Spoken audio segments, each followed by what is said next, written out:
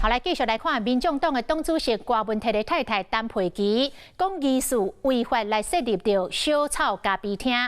陈佩琪伫个面册内透露，原本想要伫个退休了后开一间咖啡厅，当作是小草甲郭文泰的卖场的聚集地。但是因为时间赶袂赴，所以先用别人的名义来开公司，资本是10万块。等甲伊退休了后，换家己做负责人，才来投入着资金。想袂到安尼做，恐惊是违法咯。陈佩琪伫个面册内道歉，讲过去并无做生意的经验，想法无周至，目前已经甲公司撤销了。